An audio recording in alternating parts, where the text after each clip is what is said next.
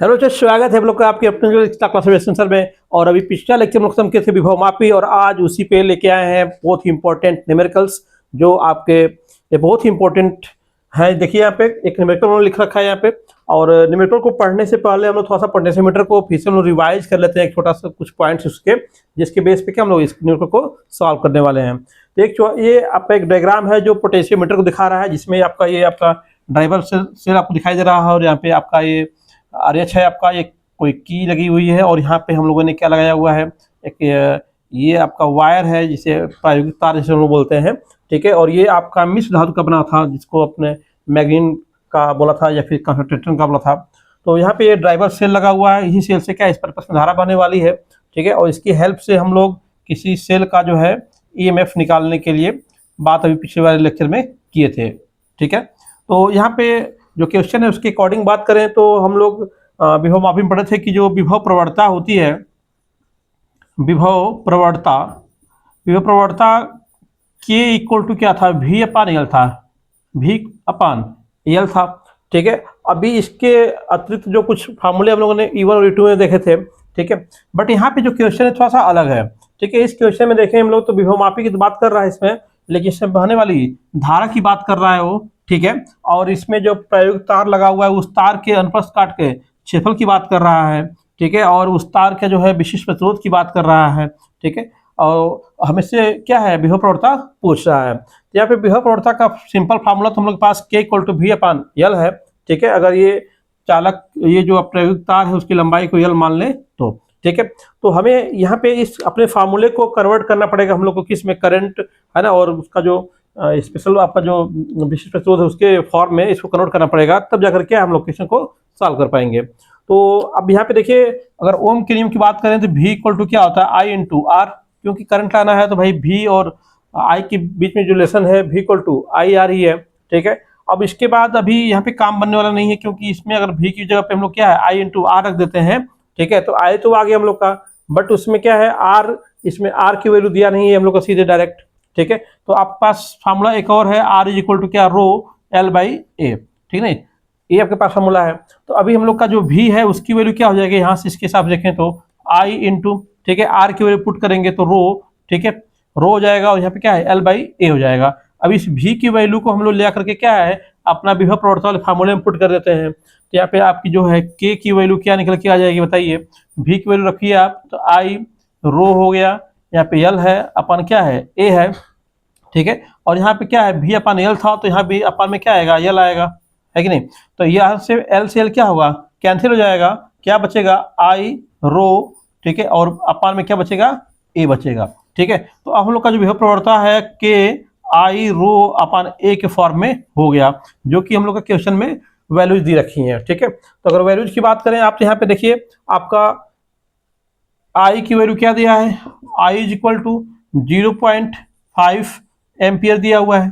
ठीक है, ये क्या है प्रयोगिक तार का अनुप्रस्थ काट का क्षेत्रफल, यानी कि उसको A बोलते हो आप। तो A इक्वल टू कितना दे रखा है, 0.8 इंटू 10⁻⁻⁶ मीटर स्क्वायर में दिया हुआ है इसको।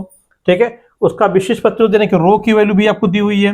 रो की वैल्यू कितनी है, 16 इंटू 10⁻⁸ ओम इंटू मीटर में दिया हुआ है इसका वैल्यू।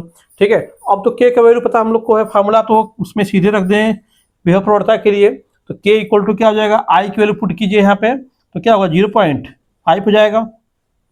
रो की वैल्यू पुट कीजिए तो क्या हो जाएगा, इंटू 16 इंटू 10⁻⁻8 हो जाएगा, और होल टू अपान A की वैल्यू चाहिए कितना है 0.8 इंटू 10⁻⁻6 10⁻⁶ ये दे रखा आपका।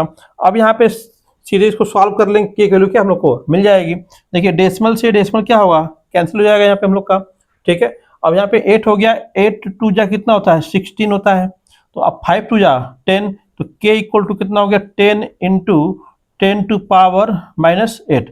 नीचे से पावर ऊपर जाएगा तो क्या हो जाएगा प्लस हो जाएगा, तो ये जाएगा ऊपर तो क्या होगा 10⁻+6 में जाएगा ये। ठीक है, अब यहाँ पे K की वैल्यू सॉल्व कर लीजिए, तो यहाँ पे क्या होगा 10 इंटू, अब यहाँ पे -8 है, यहाँ पे क्या है +6 है, तो 10⁻⁻, ये आपका 2 बचेगा यहाँ पे।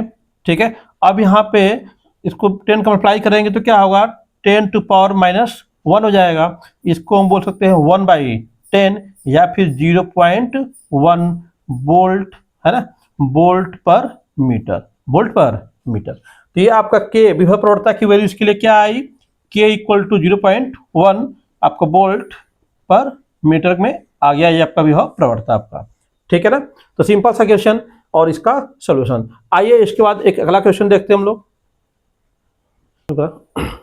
तो ये आपका सेकेंड क्वेश्चन आ गया हम लोग के बीच में, ठीक है। ये आपका दूसरा क्वेश्चन है, थोड़ा सा ग्राफ पे बेस्ड क्वेश्चन है। यहाँ पे आपका जो विभव मापी है उसका वोल्टेज और जो यल है, ठीक है, उसकी लेंथ है तार की, उसके बीच में क्या है, एक ग्राफ दिया हुआ है। और इस ग्राफ में जो है, जो विभव मापी का वोल्टेज और लेंथ में क्या है, ग्राफ दिया है। उस ग्राफ की सहायता से हमें बताना है कि यहाँ पे दो विभव मापियों के लिए एक्चुअली ग्राफ है, ए और बी, और इसमें से ए और बी में से कौन से विभव मापी हम लोग यूज करेंगे, प्रयोग करेंगे तो ज़्यादा बेटर रहेगा हम लोग के लिए किसी एक्सपेरिमेंट में, ठीक है, या फिर किसी सेल का ईएमएफ निकालने में, उसी को बताना है। तो जैसे दिया हुआ है कि ए और बी दो विभव मापी है, किसी सेल का ईएमएफ मापने में किसका प्रयोग करना क्या है, उचित होगा। तो आपको अच्छे से पता है कि हम लोग वोल्टमीटर और एमीटर को हटा करके विभव मापी का प्रयोग क्यों किए, क्योंकि विभव मापी क्या है, वो बिल्कुल हम लोग को एक्चुअल रीडिंग दे रहा था। दैट मीन्स इसकी सुग्राह्यता क्या है, बहुत ही अधिक थी। तो इसका क्वेश्चन का आंसर बिल्कुल यहाँ पे आप इसमें बेस्ट है, किस पे, सुग्राह्यता पे, ठीक है। सुग्राह्यता, जिसकी सुग्राह्यता अधिक होगी वही क्या होगा, हम लोग के लिए बेस्ट होगा। जो जिस विभव मापी की सुग्राह्यता क्या हो, अधिक होगी, वह विभव मापी क्या होगा, हम लोग के लिए बेस्ट होगा। और आप ये भी पीछे पढ़ के आ रहे हो कि जो सुग्राह्यता होती है किसी भी विभव मापी की, ठीक है, अभी पीछे बिल्कुल डिटेल में बताया गया इसके बारे में। सुग्राह्यता प्रोपोर्शनल टू क्या होता है, 1/k, यानी कि 1 विभव प्रवणता के, विभव प्रवणता जो होती है उसके क्या है, इन्वर्सली प्रोपोर्शनल होता है। यानी कि विभव प्रवणता कम होगा, यानी k क्या है हम लोग का कम होगा, तो उसका जो सुग्राह्यता है, ठीक है, एफिशिएंसी उसकी क्या होगी, अधिक होगी, जो विभव मापी होगा, ठीक है, उसकी विभवता क्या होगी, विभव मापी की सुग्राह्यता क्या होगी, अधिक होगी। तो सिंपल सा ये जो लॉजिक है, इसी लॉजिक के बेस पे हम इसको समझा सकते हैं, ठीक है। तो अगर हमें विभव मापियों की के मिल जाए, इस फाइंड कर ले के की वैल्यू हम लोग, क्या किसका के कम है किसका के अधिक है, तो उसके बेस बता सकते हैं कि किसकी सुग्राह्यता अधिक है और किसकी सुग्राह्यता कम है। तो उसके आधार पर क्या हम लोग आसानी से बता लेंगे कि किस विभव मापी का हम लोग का प्रयोग करना चाहिए, ठीक है। तो यहाँ पे विभव मापी ए के लिए और बी के लिए, दोनों के लिए हम पहले क्या करेंगे, के की वैल्यू फाइंड आउट करेंगे। तो यहाँ पे के की वैल्यू दिखाने के लिए आपको जो ग्राफ है उसका हेल्प लेंगे। तो जो ग्राफ होता है, ग्राफ है, यहाँ पे हम लोग जो लाइन का इक्वेशन पढ़े हैं, y equal to mx plus C, ये आपने एक रेखा का समीकरण पढ़ा होगा मैथमेटिक्स में, ठीक है, y equal to mx plus C. यहाँ पे जो m होता है वो क्या है, प्रवणता होता है हम लोग का, क्या है, प्रवणता है, ठीक है। और आपका x और y क्या है, दो आपके डिस्टेंसेज है, x एक्सिस और y एक्सिस से ये डिस्टेंस है। और ये आपका जो c है वो क्या है, y पे कटा हुआ अंतखंड है। तो हम लोग का जो ग्राफ है बिल्कुल मूल बिंदु से जा रहा है। तो जब मूल बिंदु से जाएगा तो किसी प्रकार का अंतखंड नहीं काट रहा होगा, यानी पे यहाँ पे c इक्वल टू क्या हो जाएगा, 0। हम लोग के ग्राफ के लिए c इक्वल टू क्या है, यहाँ पे 0 है, c की कोई वैल्यू नहीं है, ठीक है। अब यहाँ पे देखा जाए तो ये आपकी जो वैल्यू है y एक्स वाली, इसको हम लोग क्या है, अगर v मान रहे हैं, ठीक है, तो v equal to L into X कर सकते हैं, ठीक है, सॉरी m इंटू एक्स कर सकते हैं, ठीक है। तो y को अगर v मानेंगे, ठीक है, तो x को क्या मानना पड़ेगा, हम लोग को l मानना पड़ेगा। तो v इक्वल टू क्या हो गया, यहाँ पे m इंटू एल हो गया, m इंटू एल, ठीक है। अब यहाँ पे अगर हम लोग m की बात करें, m क्या है, तो m इज इक्वल टू निकालेंगे तो क्या आएगा, v अपान एल, ठीक है। m इज इक्वल टू क्या है, v अपान एल। देखिए अभी पीछे फार्मूला क्या पढ़ के हम लोग आ रहे हैं विभव प्रवणता की, v अपान एल। एकांक लंबाई में जो विभव में जो डिक्रीजिंग आती है, वोल्टेज में जो कमी जो आती है, उसी को बोलते हैं कि हम लोग विभव प्रवणता, ठीक है। ये अगर पूरे तार की लंबाई एल है, ठीक है, तो एकांक लंबाई चलने में कितना वोल्टेज ड्रॉप आएगा हम लोग का, ठीक है, उसी को बोलते हैं विभव प्रवणता। जानते ही हैं, आपका बैटरी का ये पॉजिटिव टर्मिनल है, तो ये आपका जो सिरा होगा वो क्या होगा, हाई वोल्ट पे होगा, हाई वोल्टेज पे होगा, ठीक है। और ये क्या होगा, लो वोल्टेज यानी 0 पे होगा। तो जैसे जैसे हम लोग इसको की को इधर ले जाएंगे, वोल्टेज क्या होगा, ड्रॉप होगा, घटता जाएगा, और लास्ट में क्या हो जाएगा, जाकर के 0 हो जाएगा, यानी वोल्टेज क्या हो रहा है, ड्रॉप कर रहा है यहाँ पे, ठीक है। तो यहाँ पे प्रवणता को यहाँ पे क्या हम बोलेंगे, विभव प्रवणता। इस जो m प्रवणता हम लोग के ग्राफ के हिसाब से वो क्या हम लोग की जाएगी, विभव प्रवणता, विभव प्रवणता हो जाएगी हम लोग की, ठीक है। तो विभव प्रवणता के इक्वल टू क्या हो गया, v अपान एल हो गया। तो जो प्रवणता होती है वो एक्चुअली क्या दिखाती है, ढाल को, जो प्रवणता है वो क्या दिखाती है, जो ढाल होता है उसको दिखाता है। तो ढाल अधिक होगा तो प्रवणता क्या होगी, अधिक होगी। ढाल कम होगा तो प्रवणता क्या होगी, कम होगी। ठीक है, तो हम सिंपल सा देख लें, अगर दोनों का ग्राफ में किसका ढाल अधिक है, ठीक है, जिसका ढाल अधिक होगा उसका प्रवणता भी क्या होगा, अधिक होगा। सिंपल सा क्या निकल के आ रहा है, ढाल अधिक होगी तो के भी क्या होगा, अधिक होगा। अगर हम लोग का ढाल क्या होगा, कम होगा, तो के भी क्या होगा, कम होगा। तो ग्राफ में क्या देखेंगे हम लोग, जो इसका स्लोप है, ठीक है ना, स्लोप को सिंपल देख ले हम लोग तो काम लोग का बन जाएगा। स्लोप अधिक है या फिर कम है, सिंपल देखिए। तो जानते ही हैं यहाँ पे एक स्लोप यहाँ आपको दिखाई दे रहा है, एक स्लोप क्या है यहाँ पे दिखाई दे रहा है। तो इसके लिए आपका ये tan थीटा होगा। ठीक है, ये मान लो क्या एंगल है, θ1 है, ये पूरा क्या है, θ2 है। ठीक है, तो आप ढाल अगर देखना है सिंपल तो क्या करना है, इस ग्राफ के ऊपर बैठ जाओ आप, तो जिसपे आप जल्दी स्लिप कर जाओगे, सड़क के नीचे आ जाओगे, समझ जाओ उसका ढाल क्या है, अधिक है। और जिसपे बैठने पे आप धीमे धीमे सड़क के नीचे आओगे, फिसल के आओगे नीचे, तो समझो उसका ढाल क्या है, कम है। तो देखने से क्या लग रहा है आपका, इसका एंगल क्या है, बड़ा है यहाँ पे, θ2 इज ग्रेटर देन θ1। ठीक है, तो आपका जो ग्राफ ए वाला है उसका जो स्लोप है वो क्या है, अधिक है, और जो ग्राफ बी है उसका स्लोप क्या है, कम है। तो उसके बेस पे आप सिंपल बोल सकते हो कि यहाँ पे जो आपकी विभव प्रवणता होगी, विभव प्रवणता, विभव प्रवणता किसकी, ए की क्या है, अधिक है, किससे, बी की विभव प्रवणता से, बी की विभव प्रवणता से, बी की विभव प्रवणता से क्या है, ए की विभव प्रवणता क्या है, अधिक है। तो इससे हम लोग क्या निष्कर्ष निकाल रहे हैं कि के ए इज ग्रेटर देन के बी, है ना, सिंपल सा। के ए जो है के बी से क्या है, अधिक है। तो अगर के ए अधिक है ना, के ए अधिक है किससे, के बी से, के ए इज ग्रेटर देन के बी हो गया। ठीक है, तो के ए जो विभव प्रवणता है वो क्या है, सुग्राह्यता के बिल्कुल विपरीत है। तो अगर ये अधिक होगा तो सुग्राह्यता क्या होगी, कम होगी। यानी कि अगर आप कह रहे हो कि के ए बड़ा है, अधिक है, तो इसकी सुग्राह्यता क्या होगी, इसका उल्टा होगी, सुग्राह्यता क्या होगी, कम होगी। अब के बी क्या है, के बी क्या है, कम है, तो इसकी सुग्राह्यता क्या होगी बताओ, इसकी सुग्राह्यता जो होगी वो क्या होगी, अधिक होगी। तो हम कह सकते हैं इस वाले फैक्टर से कि हम लोग का जो बी वाला पोटेंशियोमीटर है ना, उसी का हम लोग प्रयोग करेंगे सेल का ईएमएफ मापने में, क्योंकि उसका विभव प्रवणता क्या है, कम है। ठीक है, तो बी की विभव प्रवणता कम है, इसलिए हम लोग उसका यूज करेंगे सेल का विभव मापने के लिए। तो सिंपल सा इसका आंसर हो गया। ओके, तो आइए एक क्वेश्चन हम लोग और देखेंगे इस पे। ठीक है, तो बिल्कुल इंपॉर्टेंट क्वेश्चन बने रहे वीडियो में। तो बहुत ही इंपॉर्टेंट क्वेश्चन ये भी है, देखिए बहुत ही सिंपल और बहुत ही इंपॉर्टेंट है। देखने में क्वेश्चन थोड़ा सा हार्ड लगेगा हम लोग को, लेकिन थोड़ा सा इसको समझना पड़ेगा हम लोग क्वेश्चन पहले। ठीक है, तो क्या क्वेश्चन बोल रहा है कि किसी भी भौमापी में दो सेल E1 और E2 जो है दो प्रकार से लगाए गए हैं। ठीक है, मतलब उनको लगाने के दो तरीके हो सकते हैं सेल को। ठीक है, जिनसे क्रमशः दो शून्य विक्षेप प्राप्त हो रहे हैं। एक जो है 120 सेंटीमीटर प्राप्त हो रहा है शून्य विक्षेप, एक पे 400 सेंटीमीटर प्राप्त हो रहा है। ठीक है, यानी कि यहाँ पे सेल दोनों एक साथ लगाए गए हैं, E1 और E2 दोनों क्या है, एक साथ लगाए जा रहे हैं। ठीक है, एक बार जो है हम लोगों ने देखिए यहाँ पे सेल को लगाने का दो तरीका कैसे हो गया। ये आपका पहला तरीका है, सेल लगाने का पहला तरीका है, और ये एक कंडीशन हो जाएगी हम लोग के लिए, और ये अभी नहीं लगाया है हम लोगों ने। ठीक है, इसको हटा दीजिए यहाँ से। ठीक है, ये क्या है यहाँ पे हटा हुआ है अभी।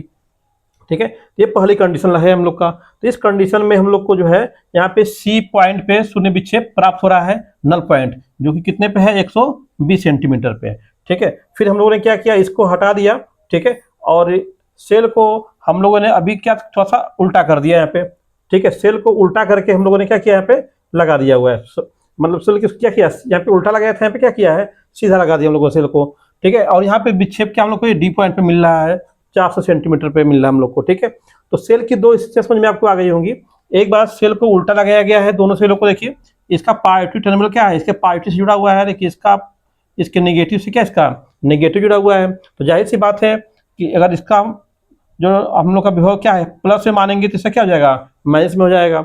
लेकिन यहाँ पे देखें हम लोग तो दोनों ही सेलों को एक ही सेम डायरेक्शन में लगाया गया है, तो यहाँ पे दोनों का जो है आपका विभव कैसा होगा, पॉजिटिव में होगा। ठीक है, यहाँ पे एक का पॉजिटिव होगा, एक का क्या होगा, नेगेटिव होगा, है कि नहीं।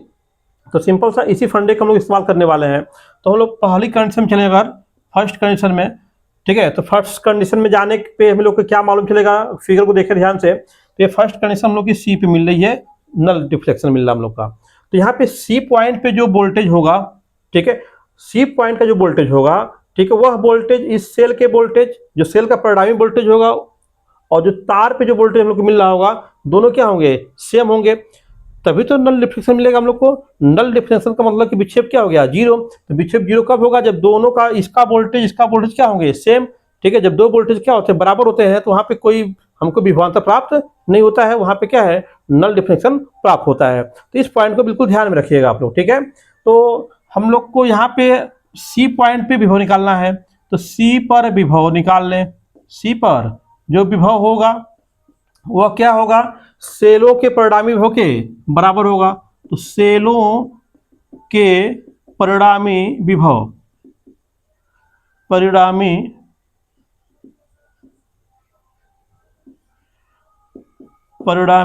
विभव के क्या होगा, वो बराबर होगा।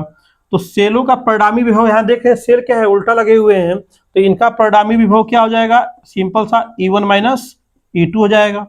अब सी पे विभव अगर हम लोग यहाँ पे देखें, तो आपने जो फार्मूला पढ़ रखा है K equal to V upon L से, ठीक है। तो यहाँ से वोल्टेज निकालेंगे तो क्या होगा, K इंटू एल होगा कि नहीं होगा, सिंपल बताइए, ठीक है। V equal to K into L. तो हम लोग के पास तार वही है, ड्राइवर सेल वही है, तो हम लोग का K भी क्या होगा, सेम होगा, ठीक है। लंबाई कितना हम लोग का है, ठीक है, यहाँ पे 120 है, तो यहाँ पे क्या हो जाएगा 120, ठीक है, 120, ठीक है। यानी कर सकते हो कि E1 minus E2 equal to K into 120।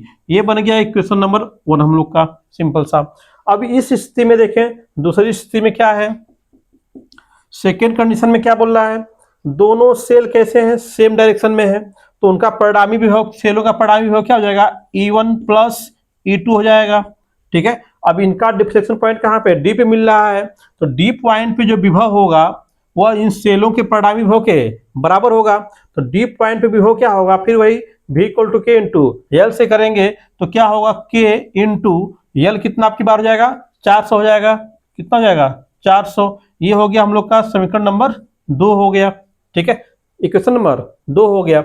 अब सिंपल हमें क्या निकालना है, हमें E1 E2 का मान नहीं निकालना है, हमें निकालना है क्या, E1 रेशियो E2 निकालना है। तो क्या करते हैं, समीकरण 1 को डिवाइड कर देते हैं समीकरण 2 से, तो क्या बन जाएगा बताइए, E1 माइनस E2 अपन क्या हो जाएगा, E1 plus E2 is equal to, इधर क्या होगा बताइए, K इंटू 120 अपन में क्या होगा, K इंटू 400 हो जाएगा।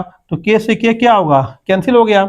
यहाँ पे एक जीरो से एक जीरो भी क्या होगा, कैंसिल। अब इसको क्या करिए, 4 से डिवाइड कर दीजिए, 4 3 जा 12, और यहाँ पे 4 10 जा, यानी कि क्या बन गया, 3/10 हो गया, ठीक है। अब हमें क्या करना है, क्रॉस मल्टीप्लिकेशन कर लीजिए, जिससे E1 वालों को एक तरफ और E2 वालों को एक तरफ कर लेंगे, आप फिर अपना ट्रांसफर करके निकाल सकते हैं। तो ये इधर आएगा आपका, तो क्या होगा, 10E1 माइनस 10E2, इधर जाकर मल्टीप्लाई कर रहे हो आप। अब ये वाली चीज जाकर क्या है, 3 में मल्टीप्लाई होगी, तो क्या होगा, 3E1 प्लस 3E2।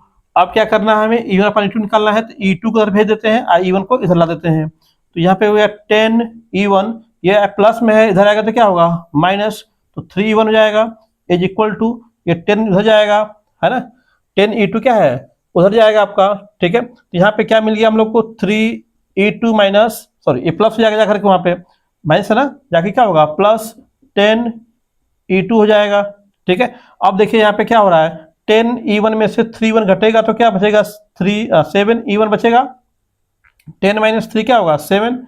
उधर देखिए ये सम हो जाएगा, जुड़ जाएगा दोनों, तो कितना हो जाएगा, 13E2 हो जाएगा।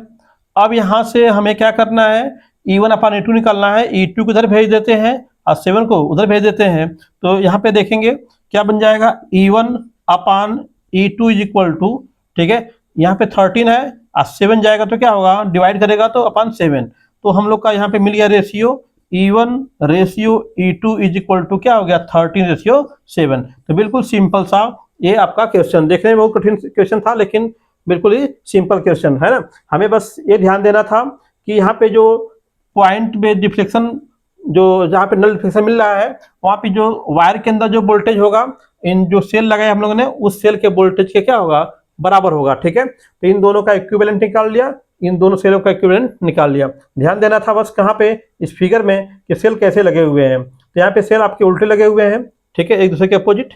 यहाँ पे क्या है, दोनों सेम डायरेक्शन लगे हुए हैं, तो भी हो क्या हो, यहाँ पे आपने यहाँ पे माइनस में निकाला हुआ है डिफरेंस करके, और यहाँ पे क्या है, सम करके। बिल्कुल सिंपल सा क्वेश्चन। ओके, तो फिर आइए एक क्वेश्चन हम लोग और इस पे सॉल्व करते हैं, फिर खत्म करते हैं।